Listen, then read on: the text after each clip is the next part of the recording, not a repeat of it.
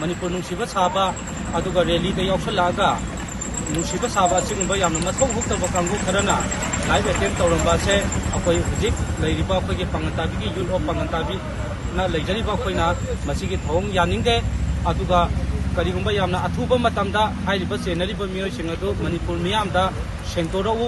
अदु नत्र तारगदी अखोई ngasi संगजनजरिबा इरांग असि मखा चथजगिगनी यूथ ऑफ पंगताबी ना अखोई की ममांगदा मियामदसु प्रेस नोट थोगा खंगनजगिबा अखोई की खालम की ओइना यामना तांगबा अदुंबा मयंगबम सोमोरजित हाइबदी लेबाक की हुजिक लैरिबा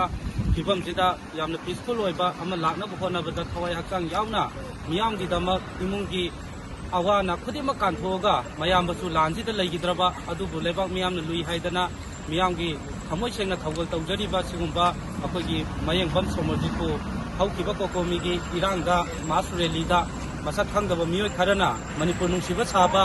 अदुगा रैली दा याउसलागा नुसीबा साबा सिगुंबा यामना मथौ हुक्तबा कांगु खरना लाइव अटेम्प तौरंबा से अखोई हुजिक लैरिबा अखोई पंगताबी की यूथ ऑफ पंगताबी ना लैजरिबा अखोइना मसिगी थोंग यानिंगे अदुगा करिगुंबा यामना अथुबा मतमदा हाइरिबा चेनरिबा मियोइसिंग अदु मनपुर मियामदा सेंतोरउ अदु नत्र तारगदी अखोई ngasi संगजनजरिबा इरांग असि मखा चथजगिगनी अदुदुगा अखोई की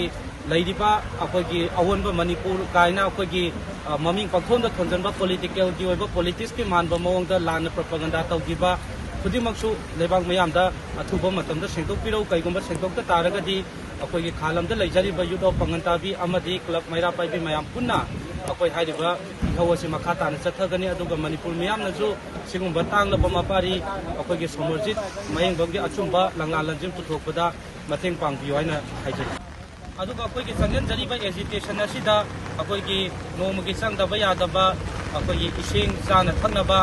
अदुगा माइरोइसिंग की ओइबा अखोई लोइना फ्रीदा कोमतोकसै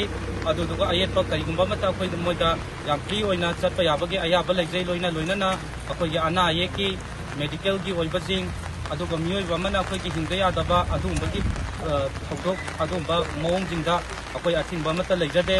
अदुबो ngसाइगी लैबिरिबा मणिपुर प्रजा मियामना हाइरिबा सिगुंबा याम मथुंग हुक्तबा थौदोक असिदा अखोई लेबाक मियाम पुन्ना सौगपिदोना सिगुंबा मथुंग मखा तौरक्पा यादनबगिदमक परा अमा तमिनरसि हाइबसि अखोई अपील तौजरी।